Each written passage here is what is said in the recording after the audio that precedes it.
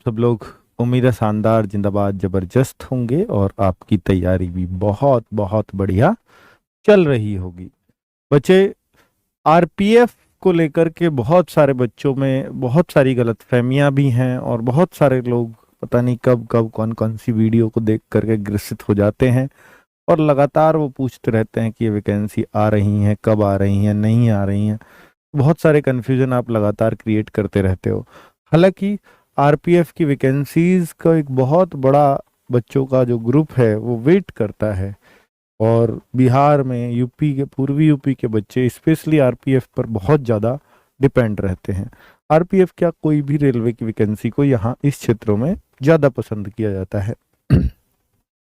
अब यहाँ पर अगर हम देखें भाई आरपीएफ की क्या वैकेंसीज आने वाली हैं, तो ऐसे बहुत सारे डाउट्स आपके मन में आ जाएंगे कि हाँ सर आने वाली है, नहीं आने वाली है। तो कई सारी चीज़ें बच्चों के मन में रहती हैं, तो उन सब डाउट्स को मैं क्लियर करने के लिए वीडियो बना रहा हूँ। और अभी एक फेक नोटिस वायरल भी हुआ था जिसमें 9,000 कांस्टेबल्स के पद आ रहे हैं, ऐसा कुछ था। हालांकि जो पद हैं वो इतने ही आने चाहिए, इतने के आसपास ही होने चाहिए, और ऐसी ही बातें शुरू से चल रही हैं। और रेलवे आरपीएफ की बातें 2023 से हो रही हैं, लगातार हो रही हैं कि अब आ रही है वैकेंसी, तब आ रही हैं, तब आ रही हैं। तो बच्चे सिर्फ और सिर्फ वेट कर रहे हैं। और रेलवे में 2 वैकेंसी जरूर आनी है, एएलपी और आरपीएफ। ये बिल्कुल इलेक्शन से पहले पहले आ जाएंगी और हो सकता है आपको ग्रुप डी भी एक और बड़ी वैकेंसी देखने को मिले। कब? इलेक्शन से पहले। इलेक्शन मतलब मार्च में ही है, तो 2024 में मार्च से पहले पहले ये वैकेंसीज आपको देखने को मिल सकती हैं। अब बात कर लेते हैं कि देखो, एक तो ये नोटिस है बच्चों जिसके लिए बच्चे बहुत सारे परेशान हो रहे हैं। तो मैं आपको पहले ही बता देता हूं कि ये तो फेक है, ये तो पूरी तरह से फेक नोटिस है। तो इसके ऊपर तो आप मत जाना, है ना। इसमें लिख रहा है कि 12,000 मेल फीमेल कांस्टेबल हैं, ठीक है, और सॉरी 9,000 कांस्टेबल हैं, 3,000 सब इंस्पेक्टर्स हैं। तो ऐसे करके ये टोटल 12,000 वैकेंसीज बना रहा है। इस तरह से वैकेंसीज नहीं होती है। और वैसे भी देखो, इन्होंने कुछ साइट वाइट का नाम पता नहीं अजीब सा ही लिख रखा है। तो ये तो एकदम देखते ही समझ में आ गया था ये पूरी तरह फेक है। तो आप प्लीज इस पे मत जाइएगा, लिख करके काट रहा हूं। अब मैं आगे बताता हूं कि जो जेन्युइन है और जो रियल नोटिस है उसके बारे में बात कर लेते हैं। तो ये भी काफी वायरल है, कल से, परसों से, जब से भी है। तो हाँ, 2/1 से, यानी आज 4/1 है, तो 2 जनवरी का ये लेटर है और बिल्कुल सही और सटीक है दरअसल में। पर इसके मायने बच्चे अपने अपने हिसाब से निकाल रहे हैं। तो इसको मैं आपको बता देता हूं बच्चों। ये जो है principal chief security commissioner RPF, यही होता है सबसे बड़ा जो आरपीएफ की, जैसे पुलिस में तो बताया गया है सारे जॉनवल रेलवे का सब कुछ, आरपीएस, ये सब जॉन का सिक्योरिटी कमिश्नर है। सबसे ऊपर की पोस्ट है आरपीएफ, इसी के अंडर, मैं कहूँगा आरपीएफ में आप कुछ भी लगेंगे सब इसी के अंडर आएंगे। एक सबसे बड़ा अधिकारी होता है, ये वही है, ठीक है। अब इसको बताया गया है कि भैया procedure for recruitment of sub inspector and constables in RPF और आरपीएसएफ। आपको मालूम होगा कि पहले भी कंपनी का बताया था भाई इतना खर्चा आता है, इतना कम कर लीजिए। मैंने एक पूरा वीडियो बनाया था उस पर, तो आपको वो समझा दिया था कि उस नोटिस का क्या मतलब है, वैकेंसीज अभी नहीं है, ये भी बोला था। अभी इसमें क्या है कि प्रोसीजर बताया है, वैकेंसीज के साथ ये प्रोसीजर को इन्होंने डिस्क्लोज किया है।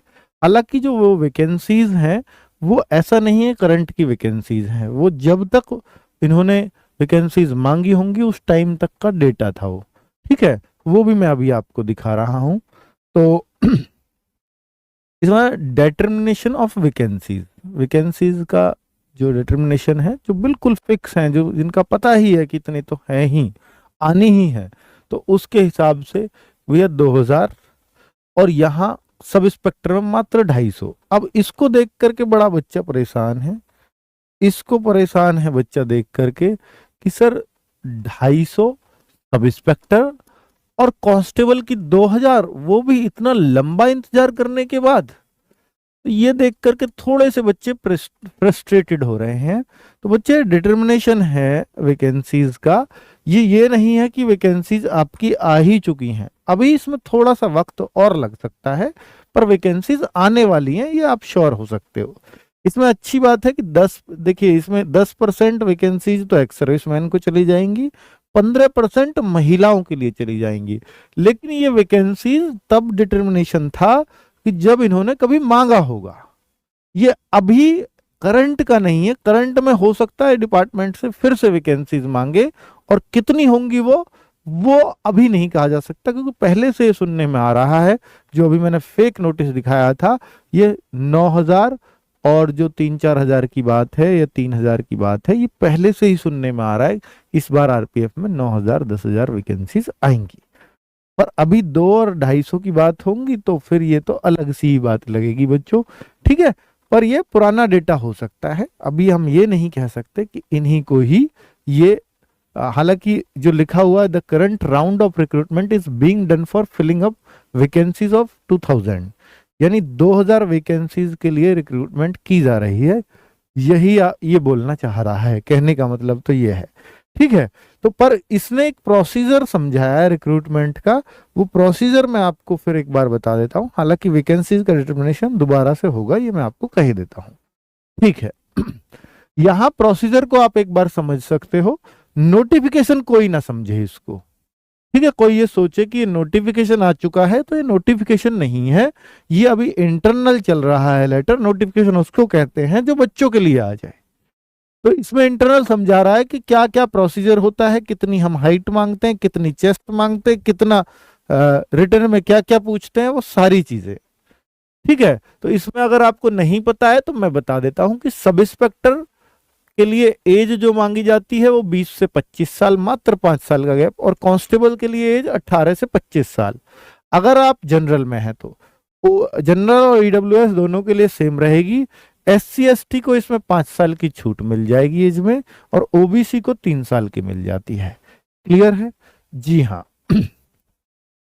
अब आगे जो है, हाँ इसमें कुछ और भी है कि जो candidates who had ordinarily been domiciled in the union territories of Jammu and Kashmir and Ladakh, उनके लिए और छूट हो जाती है। यहाँ UR EWS के लिए 5 साल की छूट है, OBC के लिए 8 साल की, SC ST के लिए 10 साल की छूट हो जाएगी, ठीक है। और नीचे भी ये अलग अलग तरह की छूट दे रखी है। एक्स सर्विसमैन को 3 साल तक जॉब मिलती है, और कैटेगरी वाइज और एक्स्ट्रा छूट मिल जाती है, और कोई विडो है, डिवोर्सी है, तो उसके लिए अलग अलग छूट और होती है। आगे अगर मैं बात करूं कि यहाँ पर फिजिकल मेजरमेंट क्या होता है, फिजिकल मापतोल क्या होती है, तो वो भी आपको पता होना चाहिए कि भाई OBC और जनरल के बच्चों के लिए 165 सेंटीमीटर हाइट होती है, जबकि SC और ST के लड़कों के लिए है 160 सेंटीमीटर, SC के लिए भी 160 होती है, ये अच्छी बात है। और गढ़वाल और गोरखा, मराठास, डोगराज, कुमायूनीज और other categories specified the government, उनके लिए 163 हाइट मांगी जाती है।